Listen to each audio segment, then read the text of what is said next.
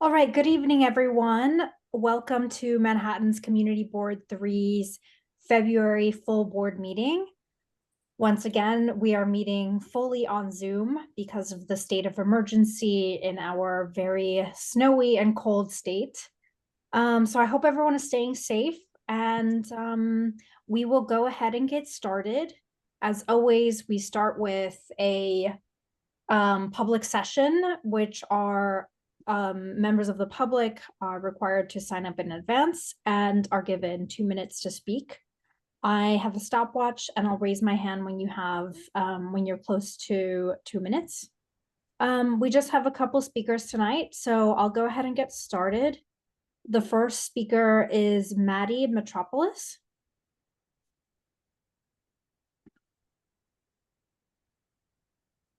Let me see if I see her Sure. anymore. Maddie, could you raise your hand? I'm not seeing you.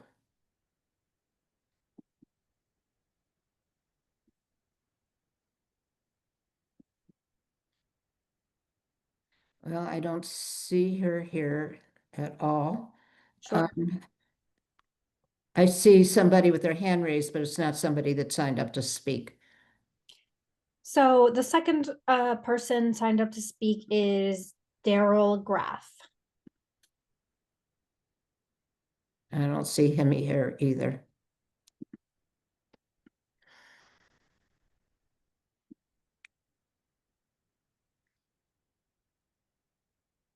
Okay, I'll just give it another minute and see if either Daryl Graff or Maddie Metropolis is here.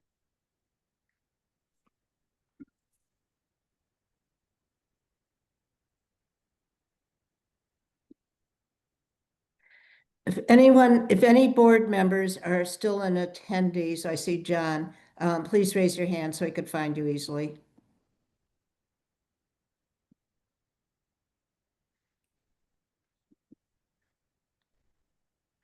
Thank you. Okay, seeing that our public speakers are not here yet, I will go ahead and move to public session. And towards the end of that, or I'm sorry, to elected official reports. And then if either of these speakers show up, I'll recognize them. So we don't have a liaison from the mayor's office yet. But is anybody on for Mayor Mamdani? Okay. I think the next person is the controller, Evelyn.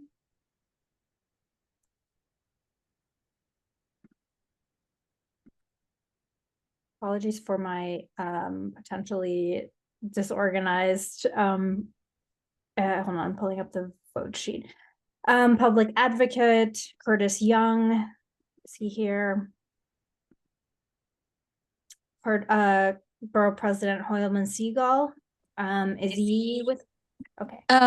Brad is going to be joining us shortly. Great. Okay, so I'll keep it moving then. I think I saw Sherman from DA Bragg's office. Hi, folks. It is good to be here tonight. Hope everyone is staying safe. Can you hear me? Yes. There it is. All right. Sorry. Let me just try something really quick. If I could just, while you're getting ready, if I could just announce, some board members do not have their cameras on. You need to have your cameras on for the whole meeting per open meeting law. So, thank you. Yeah, sorry. I saw the lighting was looking very strange, so I wanted to make that more visually appealing for folks. I only have a couple announcements. So earlier this month, our office announced the indictment of Daryl Castillo for allegedly threatening a 25-year-old woman with a knife and stabbing a 51-year-old man in separate incidences at the Broadway Lafayette station in January of 26. Yeah, for further detail, of course, you can always look at our press releases on our website.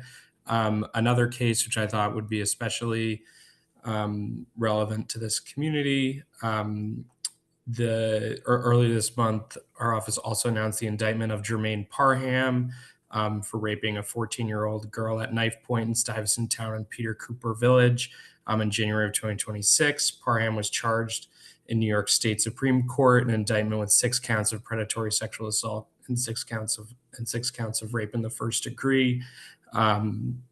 This brutal, the district attorney said that this brutal and broad daylight attack horrified this community and the entire borough. As alleged, Jermaine Parham raped a young girl who was trying to just return home.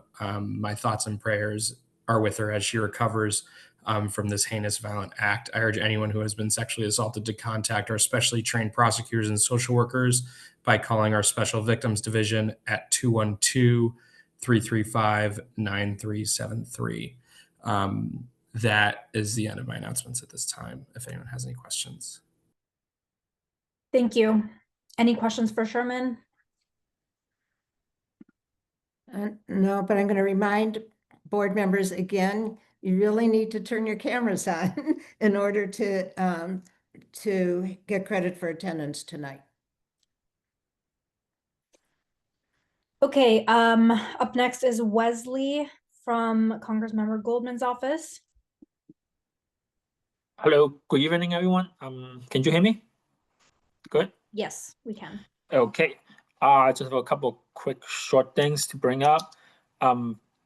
First of all, is about the Department of Homeland Security funding. I mean, earlier this month, there was a partial government shutdown because we have issue with how the funding that's going to the Department of Homeland Security is being used, especially those going to the ICE. And for this reason, there was a partial government funding at this time. Only the Department of Homeland Security are affected. Those involve agencies such as ICE, Customs and Border Protection, USCIS, TSA, Coast Guard, and FEMA, sorry. As you know, with the Big Beautiful earlier this year, ICE and CBP got about a couple billions of funding, so they can still draw funds for that. But as of right now, Congressman voted no when it was originally in the House, and he still intended to vote no until there are systematic reforms and accountability in place for ICE and all other government agencies. Second, there is this for the State of the Union tonight, hosted by the President.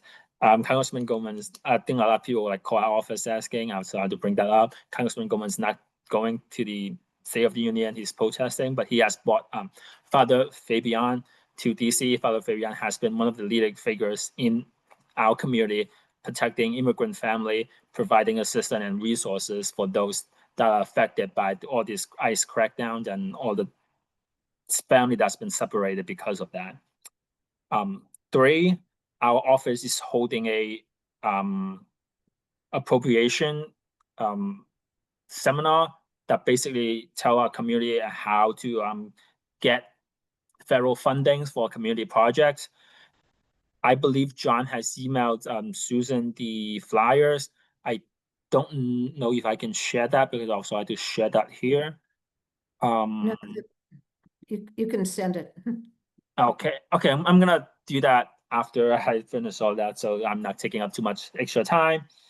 Number 4, last year we announced the Enhanced Cybersecurity for SNAP Act that basically provide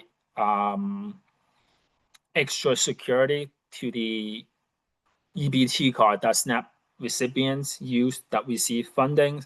That was announced last year. This year has been officially introduced. Right now, we have bipartisan support in both House of Representatives and the Senate. One last thing, this is housekeeping from last month. I think John mentioned our office, home mobile office hour, and I believe there were organizations that were interested. I apologize, I'm not able to get in touch with you. I will provide my email address. You can email me if you're interested. I will give you more details about what mobile office hours and what services that we can provide while we are on that. Does anyone have any question for me? Nope. Okay, good. I'm gonna share the information, the flyers for the federal appropriation seminar that our office is holding. And that's it for me. Thank you. Thank you, Wesley. Up next is Assembly Member Lee's office. I don't know if Fanny's here today.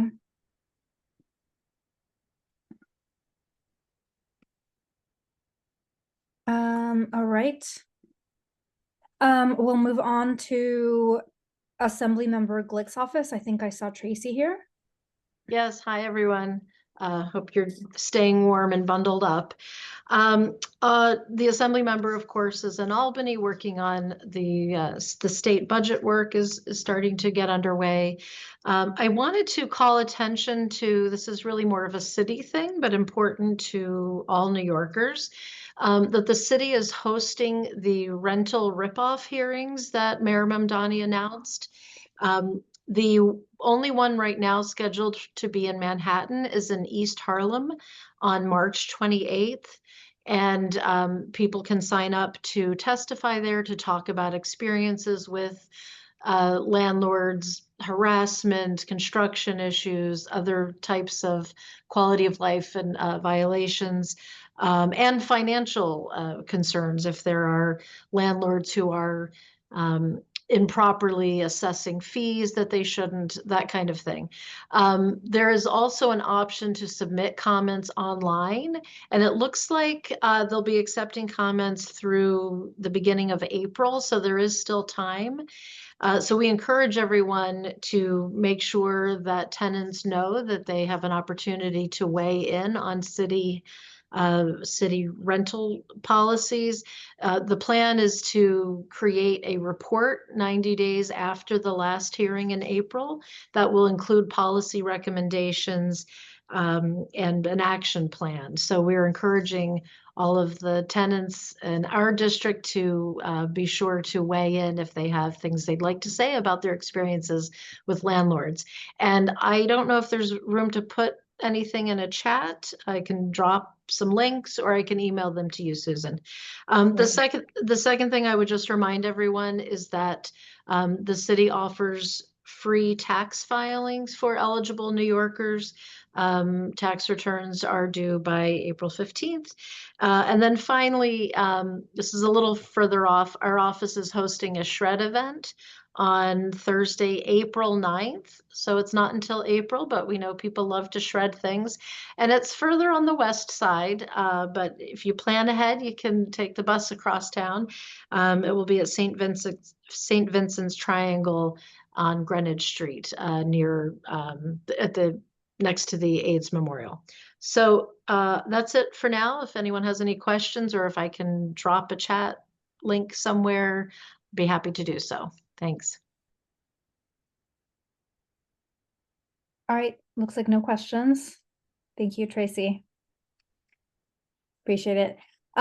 Okay, the next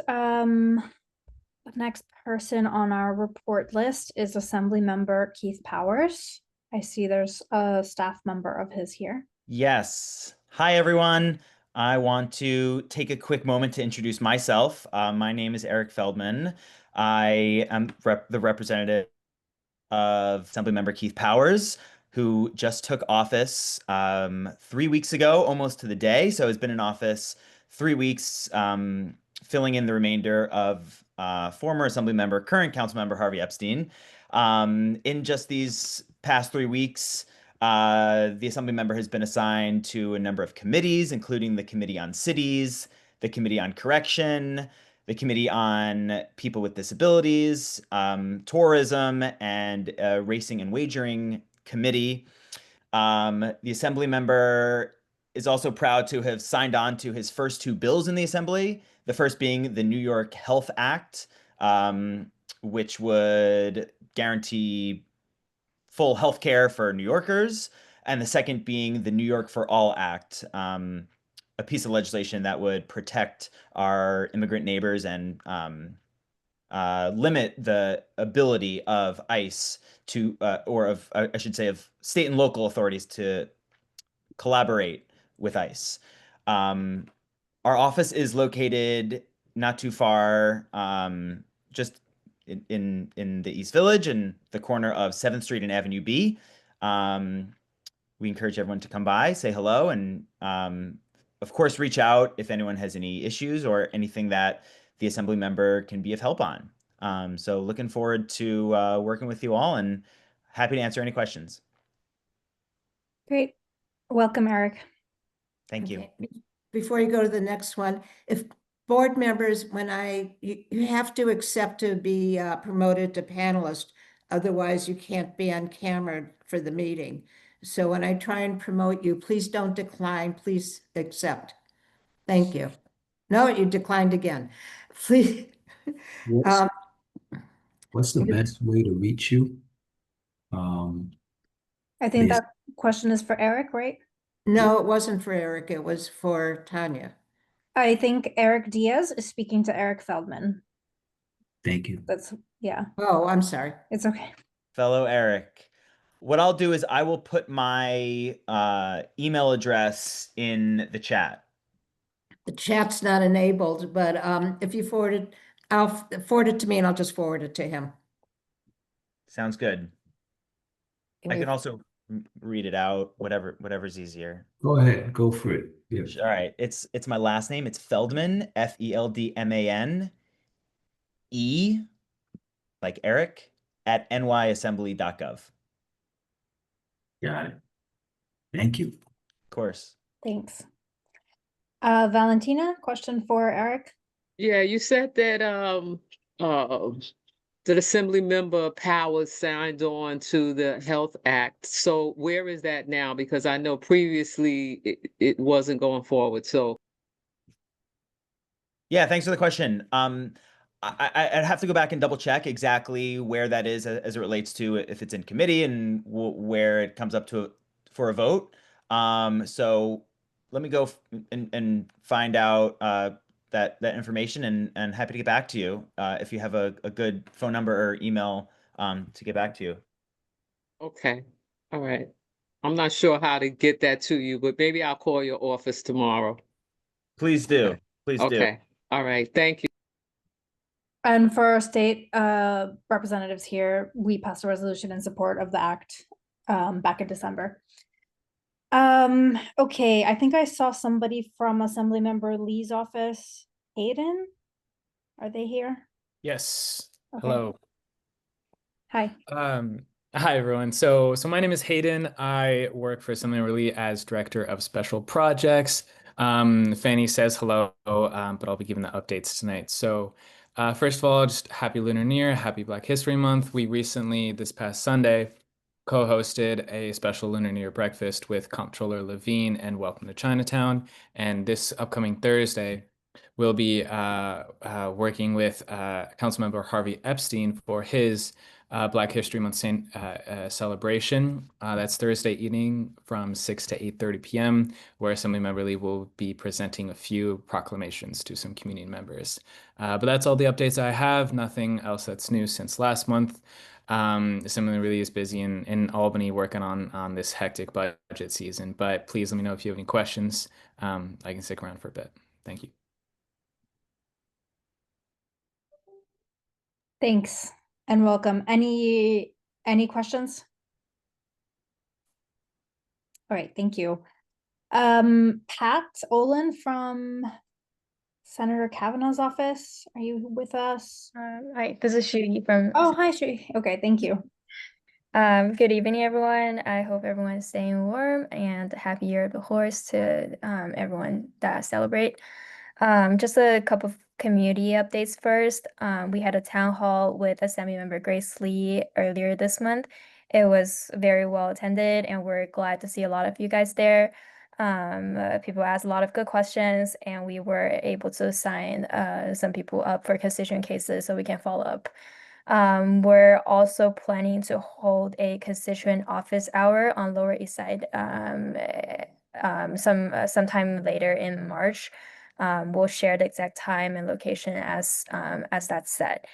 Senator Kavanaugh is in Albany, busy during the state budget season. So this is a time when most of the big funding decisions happen. Senator Kavanaugh is advocating for a number of statewide and district priorities. Just to highlight a few, Senator Kavanaugh is advocating for $250 million for HAVP, the Housing Access Voucher Program.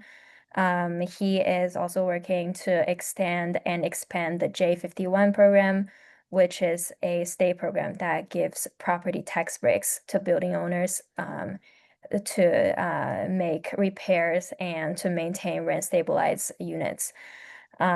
He's also advocating for a package of SCREE, DREE, SHE-D, which are the rent freeze programs for improvements. We're very excited to share that the governor officially has threw her support behind raising the income threshold to $75,000 in the governor's budget proposal. So Senator Kavanaugh is currently advocating to reflect that in the Senate's budget proposal. And he's also working on extending that increase to SHE and D program, which are the rent freeze program for homeowners. And we're also advocating to index the income threshold to inflation moving forward. So some of his other district priorities include $500 million in capital funding for NYCHA, $75 million for legal representation for tenants, $8 million for settlement houses, $15 million for the renovation of 14th Street Y, $500,000 for the Doors Legal Service Center. So the budget is due on April 1st, and Senator Kavanaugh will continue to fight for his priorities. That's our report. Thank you, Shui. Any questions from board members? Okay, seeing none, we'll move on. Thank you so much. Oh wait, Daisy had a question, sorry. Daisy, if you could unmute. Oh, my question is, how much did she say was the budget for the 14th Street Y that he was fighting for? So we're advocating for 15 million. For the 14th Street Y? Yes. 15 million? Yeah. Okay, thank you. All right, thanks. Moving on to Simon from Councilmember Marte's office. Yes, good evening, everyone. So it's pretty short update from me this month. Well, first, I hope everyone is safe at home, away from the snow, and making good choices. Unlike myself, who spent the entire day outside yesterday. So last week, Councilmember Marte held a hearing for Intro 303, the No More 24 Act, which, as some of you may know, is the council member's biggest legislative priority since he took office. It would be to ban 24-hour shifts for home care workers. Around 30 workers, patients, and advocates testified in support of the bill. No one testified in opposition, so we're hopeful we can move this bill forward and pass it quickly. Further, next week, Tuesday, March 2nd at 10 a.m., the City Council will be holding a hearing on Councilmember Marte's bill called the Keep Chinatown on the Map bill. So we first introduced this bill 4 years ago after a New York Times article revealed that the DOT was not replacing missing bilingual street signs in Chinatown with new bilingual signs. So our bill would create a permanent bilingual street signs program in Chinatown and allow all council members to request bilingual street signs in their district, making immigrant communities all over the city more accessible to those who, making it more accessible to those who don't read English. And other updates, the council member recently met with the new DOT commissioner to discuss issues across the district, including the Canal Street redesign, the Delancey Street redesign, the loading zone on Forsyth, Park Row, open streets, improving bike lane access along the waterfront during BMCR, and the like. In terms of budget updates, so the discretionary funding request period is over now. The capital requests for only City Council are due March 19th at 5 p.m. And just in terms of events, the council member did hold the annual Lower Manhattan Black History Month event this past Saturday. at the African Burial Ground. It was a very successful event. And yeah, outside of that, the council member is just attending the many Lunar New Year events that are taking place in the district. Thank you. Any questions for Simon? Michelle? Thanks, Andrea. Thanks, Simon. I'm just wondering if you can give us a status update on the proposed dog park on Henry Street. At Captain Jacob Joseph Playground, that one. Yeah. Yeah, so I'd have to get back to you on this, but my understanding is that they're still going through the design. They're still trying to come up with the design for the park, but it is moving forward. Okay, thanks. Sure. Any other questions? Okay, moving on, we'll pass it to, I think I saw Janine here from Councilmember Epstein's office. Hi, good evening, everyone. Happy post-Blizzard Day. My name is Jimin. I work for Councilmember Harvey Epstein. It's so nice to see everyone. So last week, the Councilmember introduced a intro 0531-2026, which is a local law to amend the administrative code of the city of New York in relation to prohibiting the sale of glue traps. And our office is supporting this bill, and the Councilmember believes that this bill should pass because, quite simply, glue traps are cruel and also very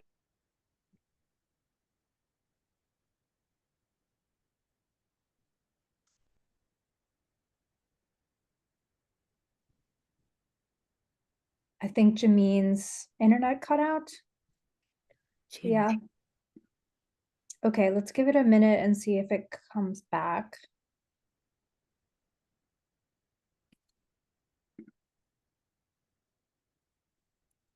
While that's loading, I just want to quickly call upon the speakers who signed up, but didn't show up. I just want to make sure They're not here. they're not here. Okay. Okay, Jamine's video also went blank too. Okay, let's see. Jamine was our last elected official report, barring a visit from the borough president. So, Can you announce one more time, people must turn their cameras on? sure. I think I see some people also in the waiting room, not anymore, that were full board members.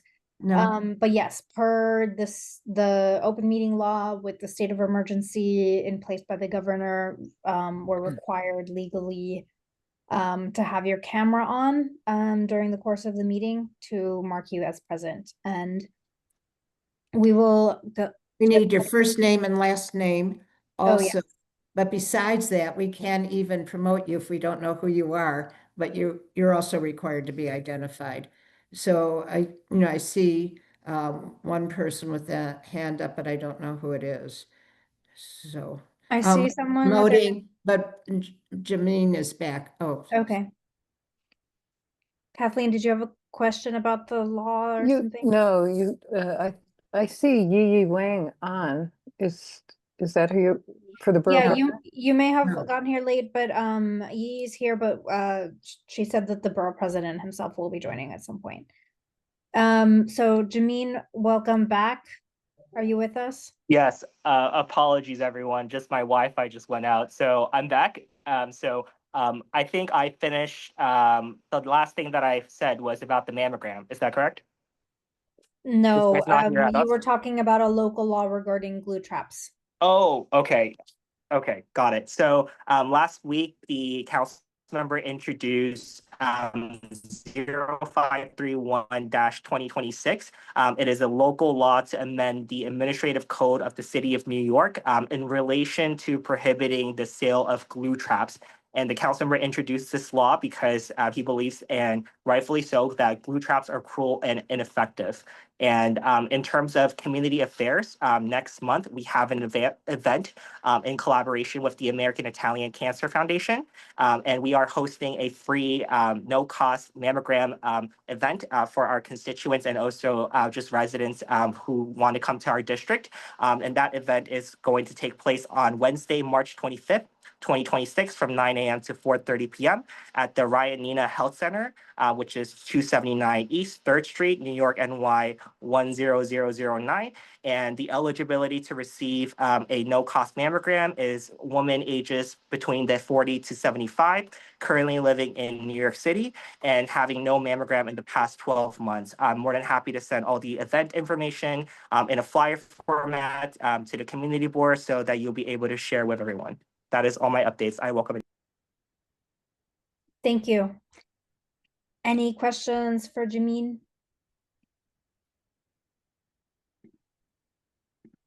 Sorry, a second issue. Who was signed up to speak? Because I don't know who's monitoring the Q&A, but there's a person that says that they signed up. It may not be the person who they're looking for, but I don't know if you could check that name. I see that. They don't, let me see, we had 2 people that signed up to speak. What were their Okay. names? I think it was Daryl Graff. Is Daryl Graff here? No, this is, so just to explain, there was a sign up form for public speakers on our website, and the 2 speakers that signed up were Maddie and Daryl. Okay, thanks. Thank you. Maddie Metropolis is not here. No, Okay, all right. Someone said they signed up to speak, but I don't see them on the speaking list. Okay, and just for members of the public, you do need to sign up in advance to come speak at public session. So you can do that at our website. Okay, all right, moving on to a roll call vote and approval of minutes. I'll hand that over to, I believe, Rod is doing that today. Yes, hi. Okay, so just go down the roll. Hi, everyone. I'm going to start. David Adams. Yes, and I got my camera working. Yay, congrats. Stephen Ballinger. Okay, Tanya Bates.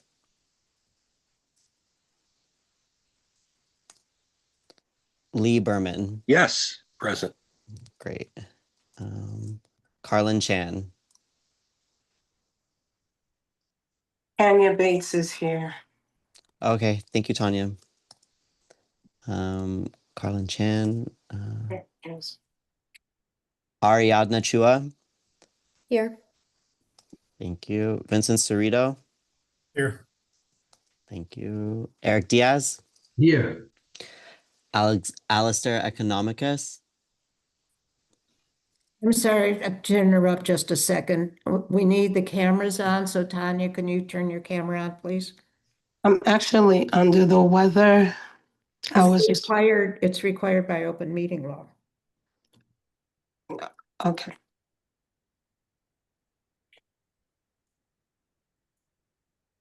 Thank you. Go ahead, Rod.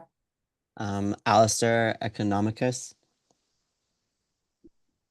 Okay. Larry Fenn. Present. Thank you. Tahisha Fields. Here. Nauma Fofana. Here. John Fout. Yes. Catherine Freed. Present. Sean Garcia. Present. Ryan Gillum. Present.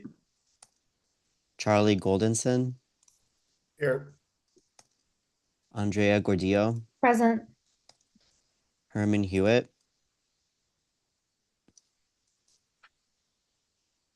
Okay. Trevor Holland. Present. Valentina Jones. Present. Anna Kakar. Okay. Nancy Kong. Here. Thank you. Michelle Cuppersmith. Present. Diane Lake. Present. Mei Lee, Here. Michael Lavario. Good evening, present. Thank you. Great. Yaya Lau. Okay. Molly Liu, Present. Campbell Munn,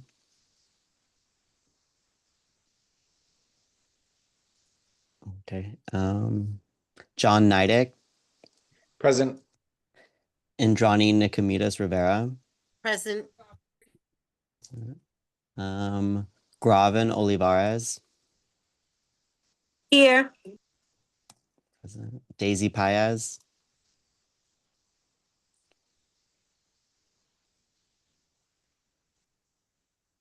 Daisy, Here, I'm sorry. thank you. Elena Perez, Present. great. Rod Ramanian, present. Ramya Rao, Here. Damaris Reyes,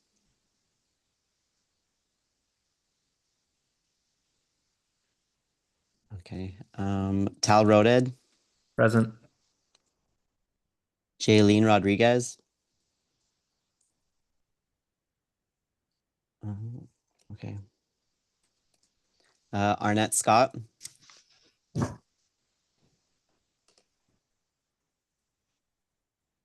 okay. Clint Smeltzer,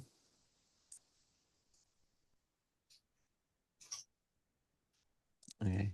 Sandra Struther, Present. Daniel Tanow, Present. present. Zachary Thomas, Present. Josephine Velez, Yes. present. Kathleen Webster, Present. Guillermo Zubiaga. Present. Great, that's everyone. Thank you. Great. Thank you, Rod. I also see Clint in the attendees. I don't know if we want to move him over or if maybe that's why he Okay. can't speak. G just joined. I'll do it right now. Okay. So we can go back to him, I guess.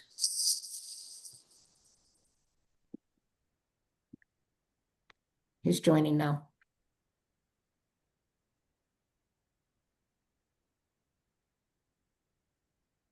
Okay, thank you. And Clint, as a reminder, legally, we need to have our cameras on per open meeting laws. Yep. Yeah, thank you. But Perfect. he needs roll call because he wasn't able to answer. Clint Smeltzer, Present. great, got you. Sorry for the delay, everyone, but thank you. Yeah, I keep checking the attendees to make sure people are not Yeah. stuck in. Perfect. Thank And you. also for the BP. Okay, so thank you all. Thank you, Rod. I'll keep my report super short. Susan has quite a lot to report on, so I'll yield a lot of my time today. I think you might, I'm not per You're what getting I in trouble. gathered, yes, you would. But I just wanted to note one thing, which is an evergreen issue on this board per our ULURP action back in 2012. And that's about Essex Market. And I just wanted to share that Susan and I went on a walkthrough, and we're very grateful that all of our local elected official staff were able to join, and it was a good fact-finding mission. We'll be discussing it more in the land use committee report, so I'll defer that to them, but I just wanted you all to be aware of that and to acknowledge the assistance and partnerships of both the electeds and the stakeholders. But just broadly speaking, I'm sure many of you know that there are concerns over management in particular. So we were able to get a little bit of a glimpse at what that translates to the day-to-day environment for vendors, for the community, and just for visitors. And it was clear that our management structure kind of creates somewhat of an ambiguity, and so we've seen that, and we're working towards solution based on that, and we'll continue to be partners in resolving those issues, principally because they are essential to meeting the promise of this project to our community. So that's all I'll say there, but we'll discuss it more. I'm sure you all have questions. And with that, I'll pass it to Susan and then answer questions you all might have. Hey, thank you.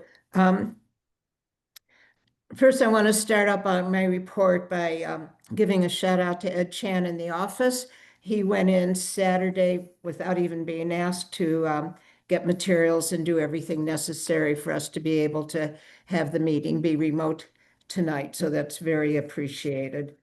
You may have noticed that we're sending out a newsletter again. I think it looks really, really nice. And our aim is to have it sent out every other Monday. The preliminary budget was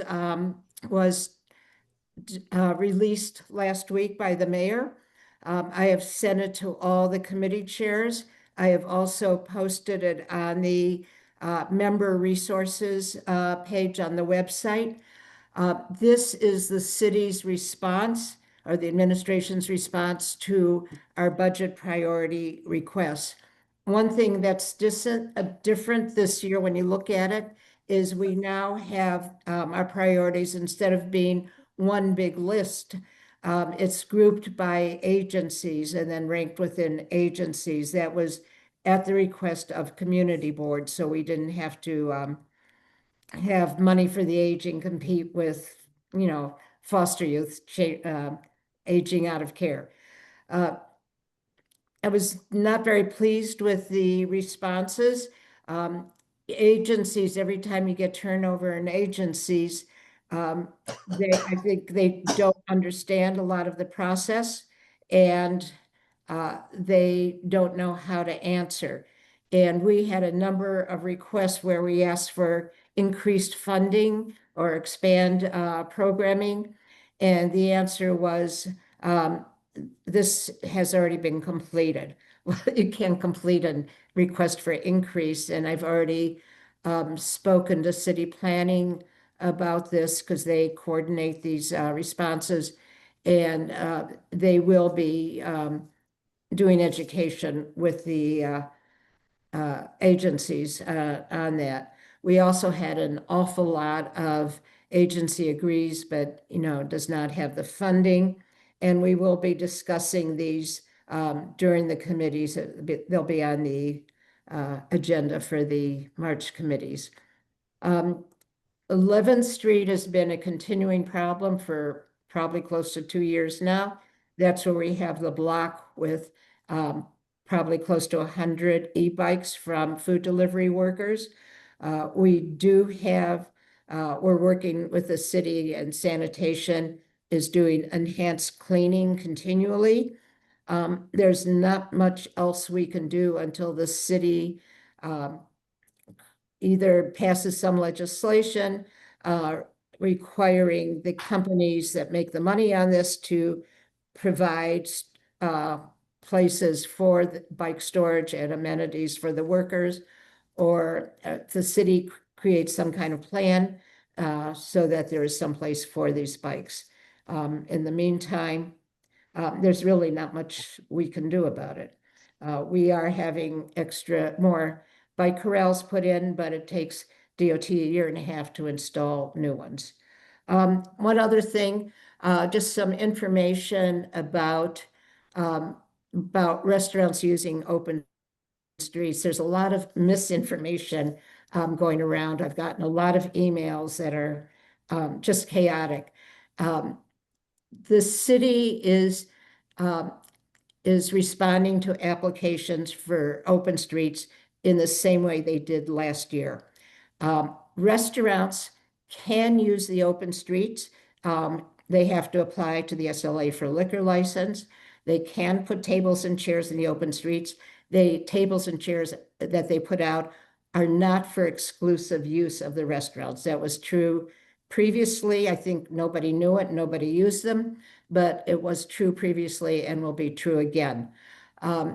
What is changing this year is the city is starting a new franchise program, short-term and long-term, where restaurants can apply to put out tables and chairs for their exclusive use. That's totally different than being able to use the open streets. And I'm hoping that DOT will provide information or disseminate information on this so it'll be clear to everyone. I've gotten an awful lot of emails about it from both public and from applicants for the open streets. And that's actually all I have unless there's any questions. And I don't see any. Okay, thank you. All right, thank you. No resolutions on executive committee. So I'll pass it over to Damaris, who I think I saw her. I don't think she's here. Oh, okay. John, are you able to give a report about the resolution? Sure. We actually had a more than that. We had a sort of a voluntary developer come in and talk about a new affordable housing building that's going up. It only was changed basically due to City of Yes, which was actually very nice. We did actually discuss for a pretty significant amount of time going over the asset market management and sort of updating it with the change of administration.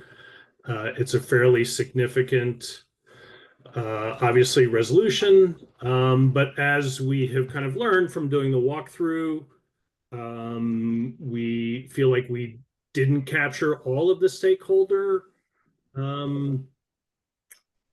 involved, including the vendors. And so I think our preference would be to maybe rehear this before taking a vote. And go back to that. So in order to do that, we need to have somebody make a motion. I think it would actually be useful to get their input as maybe a small business owner who's actually sold at a food hall just like this.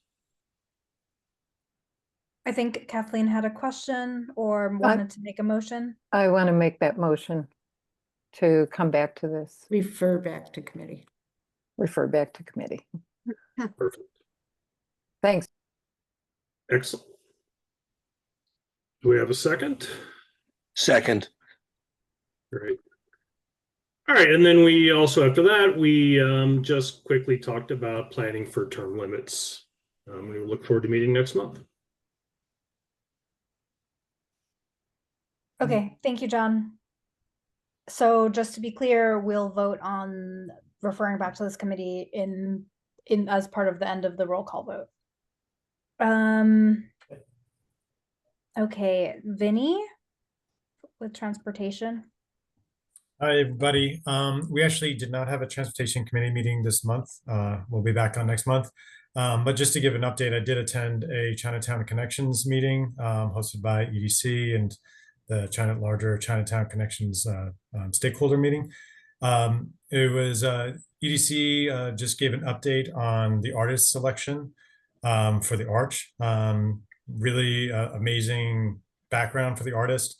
I don't have her name in front of me, so I apologize. But if you Google EDC Chinatown Connections, the website, the presentation that was provided to the group is on their website, as all other previous presentations for the Chinatown Connections. Take a look at the artist's work. It is really amazing, local to Chinatown, and just really pretty amazing stuff.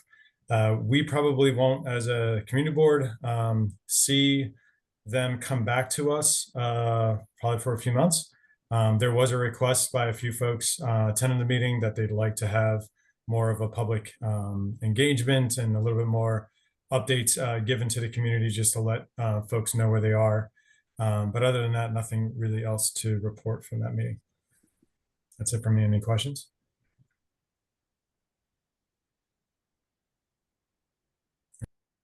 Thank you, Vinny. Up next is Trevor. Hi, thank you. We did have one resolution, and that was the design of the Lower East Side Ecology Center and Accomplish Yard.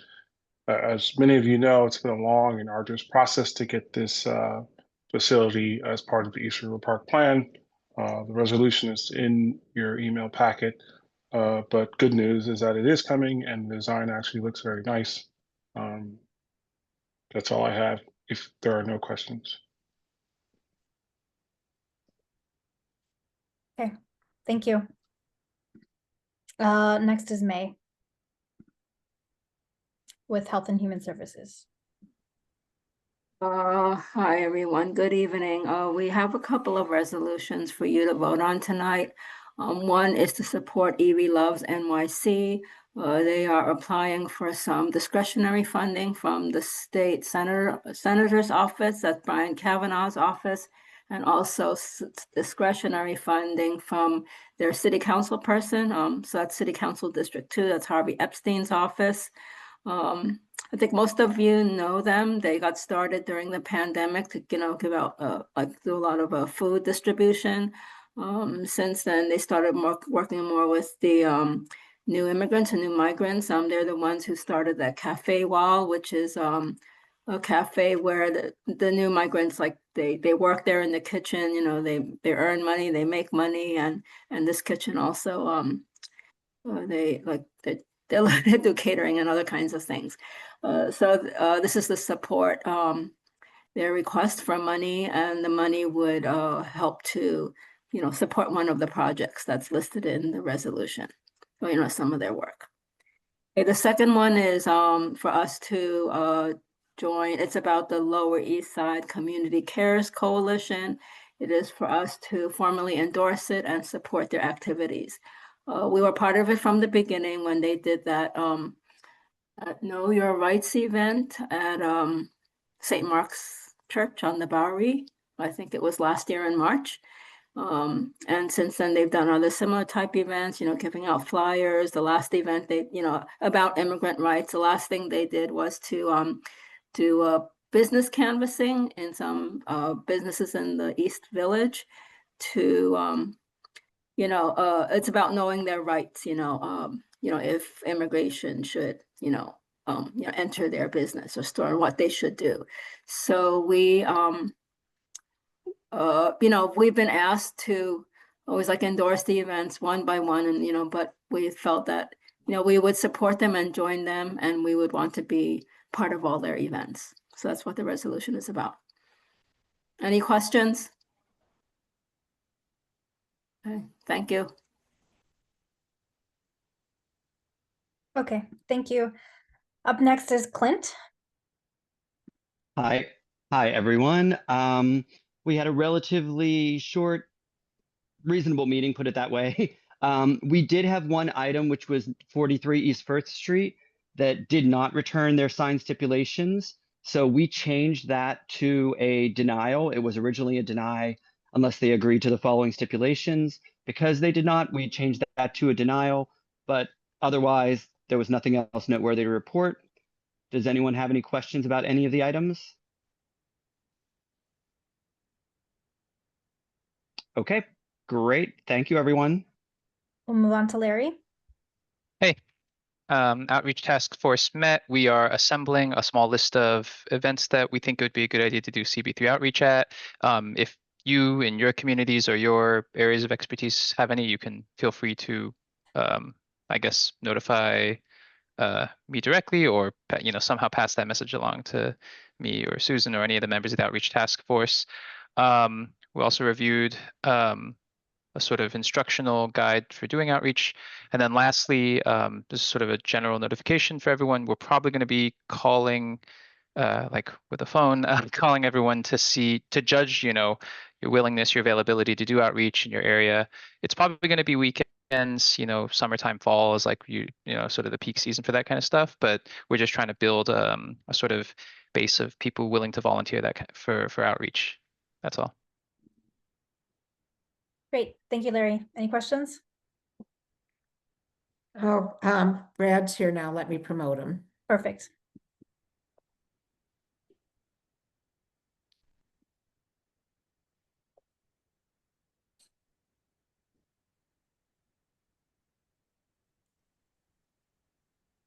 Good evening, everyone. Thank you, Susan, for promoting me.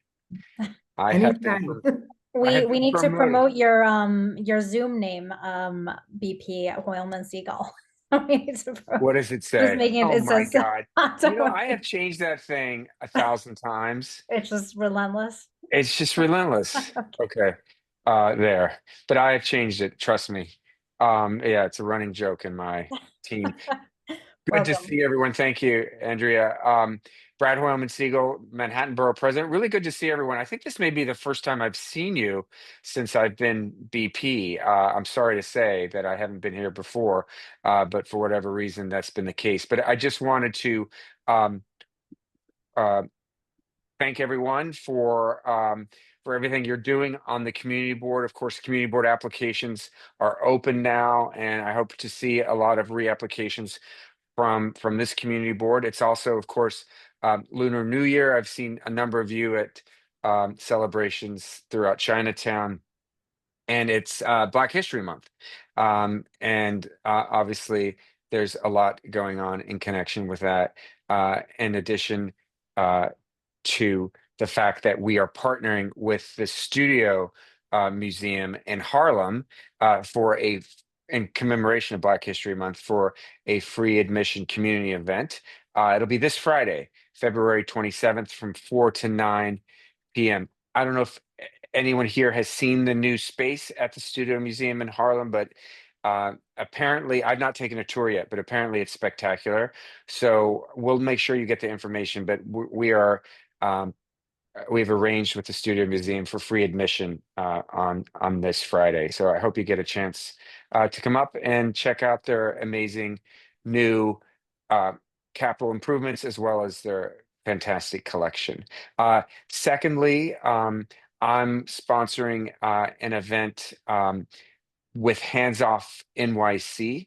That's the group that's been preparing New Yorkers around protesting ICE and ensuring that our immigrant neighbors are looked after.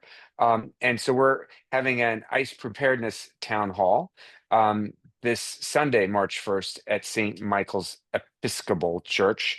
That's at 225 West 99th Street at 5:30 p.m. Again, I'll make sure that information gets out to everyone in the community. And third, we were supposed to have an inaugural celebration and what we were calling a borough convention. It was modeled after your former state senator, Daniel Squadron, who used to have a community convention down in Lower Manhattan when he was state senator, and his successor, Brian Kavanaugh, picked it up. And we were going to do one ourselves, but we had a code blue blizzard, which got in the way. So we're going to try to reschedule all or part of that event to a later date. So again, I'll make sure you get the information. Back to community board applications, I should mention that the deadline to apply is Friday, February 27th by 5 p.m. So I hope you continue to share the application with your networks and reapply if you'd like, and I hope you do.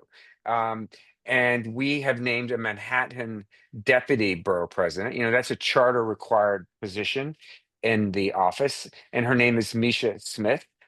She is a former dean at Hunter College, resident of Harlem, and quite an amazing administrator. And I'm really excited to work with her. We've been working on one project in particular together, which we're calling the Manhattan Multiplier. And we are going to be committing the bulk of our capital funds to arts and cultural projects.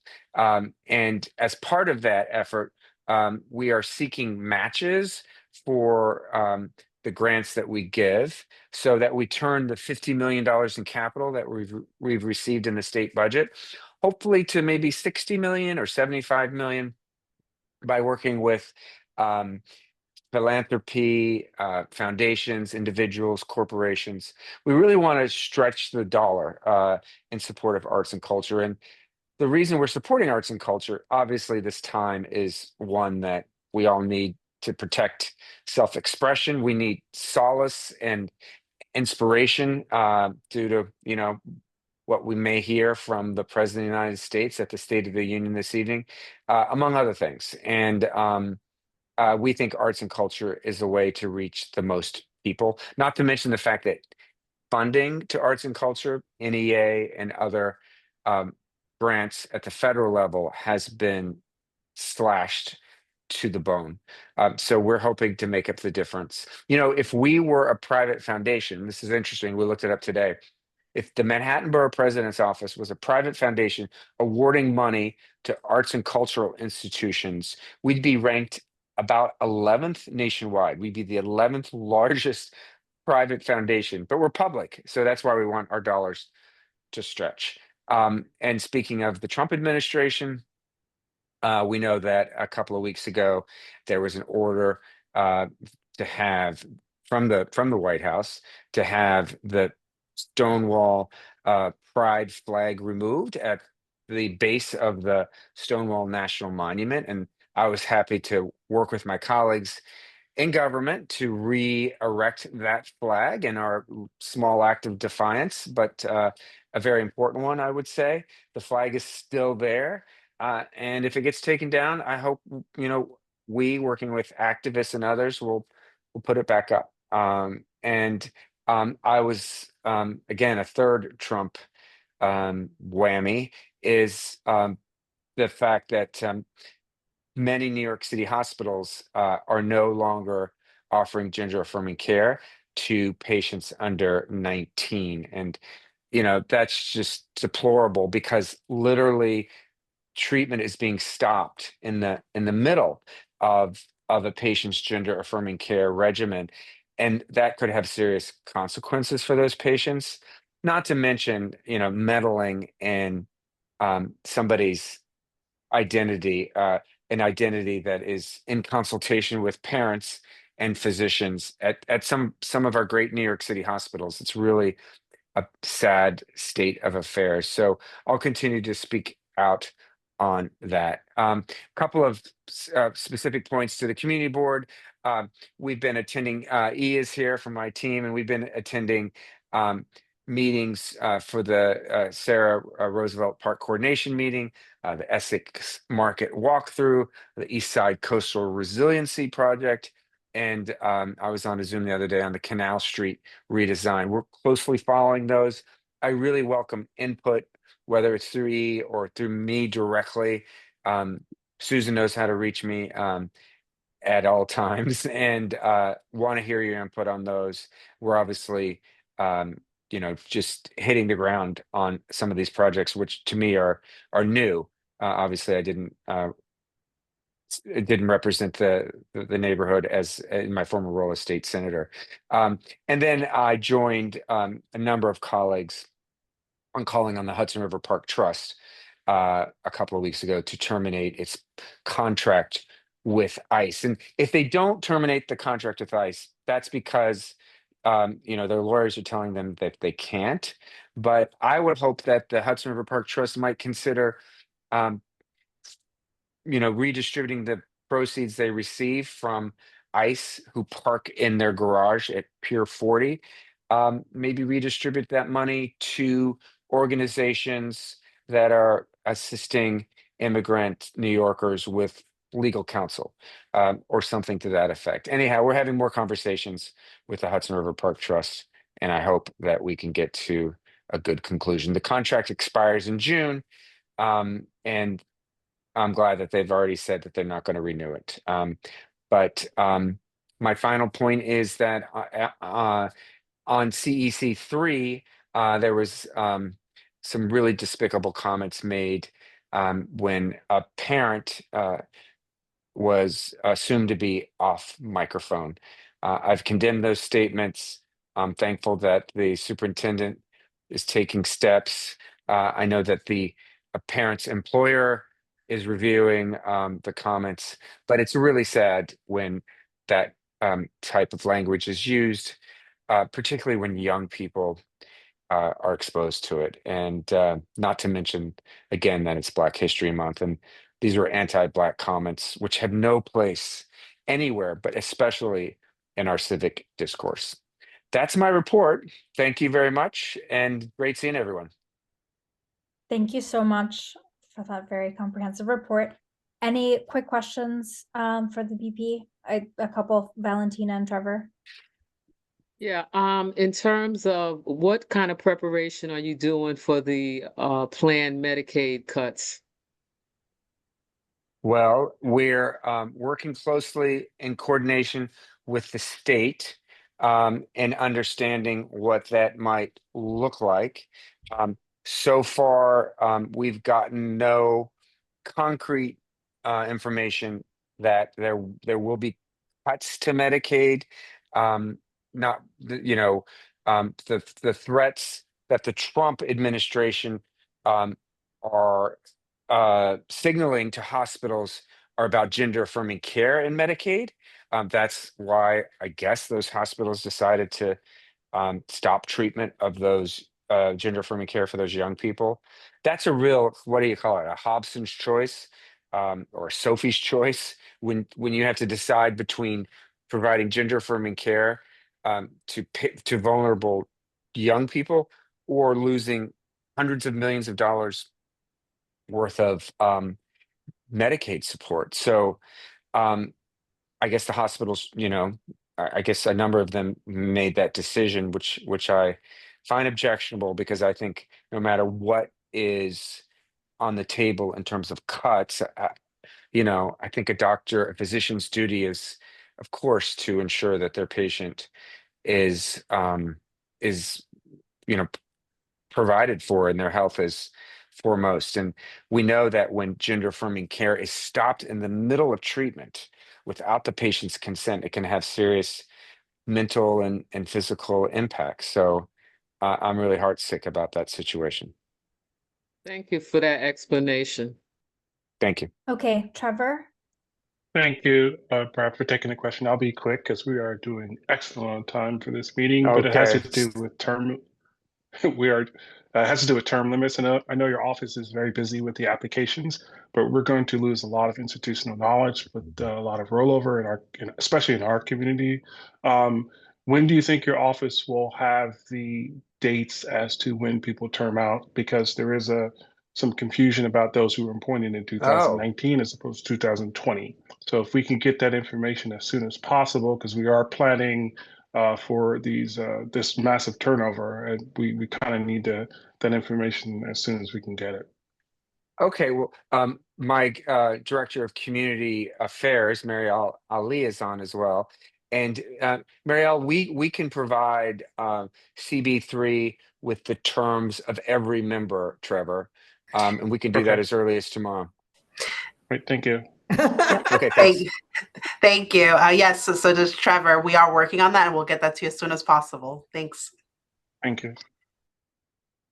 Okay, Kay, last question. Yeah, first, congratulations, Borough President. Thank you. Raymond Siegel. And thank you for taking on Sarah Roosevelt Park. Wondering if we could get in the chat who we should be in touch with vis-a-vis things like that. Yes, Thank you. Marielle and E will put their contact information. And what the heck, I'm going to give you my cell number too. If I can go to the chat. The chat is disabled, but the chat's disabled. Well, ask Susan. Susan has my cell. Yes. And Thank Susan you. also has my contact details, as well as EE's. And so Susan, if you wouldn't mind, if you could circulate that for the CB3 members. And I can just tell you my email right now too, which is brad@manhattanbp.nyc.gov. brad@manhattanbp.nyc.gov. Thank you. Thanks.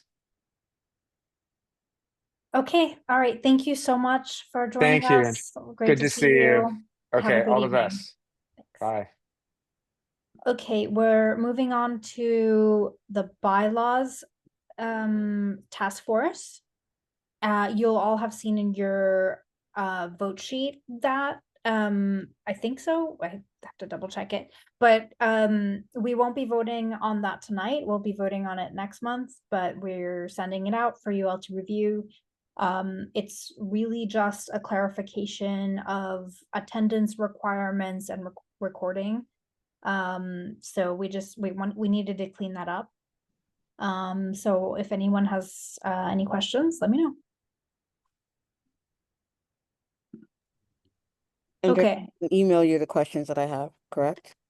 You can, if you have questions, you can ask me now or email me, sure. Yeah. Okay, I'll Like I said, email we're not voting on them today, so we have some time to make floor amendments if you have Okay, concerns. thank you. Yeah. Okay, Diane, any updates on your end for the waterfront task force? If not, no problem. No, I'll just mention that I think the borough president just said that his office had been involved in meetings about ESCR. You know, the construction situation is fairly well understood, but the Esker Community Advisory Group did meet with that office to look into the possibility of getting funding for additional shade at the waterfront. So that's what that involvement is about at this point. And so any support that you want to give for the idea of additional shade at the new waterfront would be very helpful. So that's it. Okay, great. That's great news. Thank you, Diane. And then Eric, any updates from Baruch Bathhouse Task Force? None to report except there's a meeting happening this week. Okay, great to hear. Okay, and I see there was Maddie Metropolis. None of say that again, Susan. You weren't going to call them public speakers now, were you? I mean, none of them showed up at the beginning. I don't. Because you have to sign up or be here by 6:30. Okay. Well past that. Okay. So apologies. Please try and make every effort to come at the beginning. But you can always shoot us an email too. Okay, so that concludes our meeting. So I'll pass it over to Rod to close us out with a roll call vote to adjourn. Okay, sounds good. David Adams, Yes. Stephen Ballinger, Tanya Bates, Lee Berman, Yes, except no to SLA items 6 and 7. Thank you. great, thank you. Carlin Chan, Ariadna Chua, Yes. Vincent Cerrito, Yes. Eric Diaz, Yes. Alistair Economicus, absent. Larry Fenn, Yes. Tahisha Fields, Yes. Naomi Fofana, Yes. John Fout, Yes. Catherine Freed, Yes.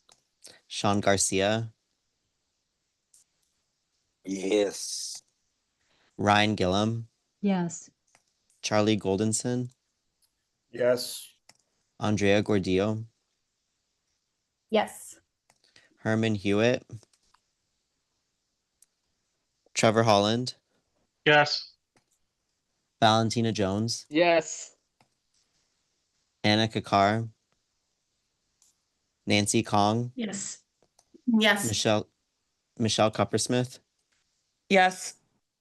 Diane Lake, Yes. Mei Lee, Yes.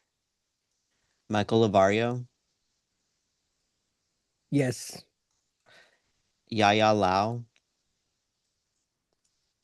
Molly Liu, Yes. Campbell Munn, John Nidek, Yes. Indrani Nicomedes Rivera, Yes. Gravin Olivares, Yes. Daisy Paez, Yes. Elena Perez, Yes. Rao Ramanian, yes. Ramya Rao,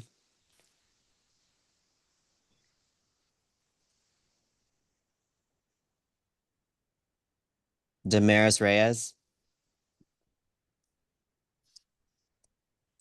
Tal Roded, Yes. Jaylene Rodriguez, Yes. Arnett Scott, Clint Smeltzer, Yes. Sandra Struther, Yes, and good night. Daniel Tanow, Yes, present not voting on Parks 3. I work for Park. got it, thank you. Zachary Thomas, Yes.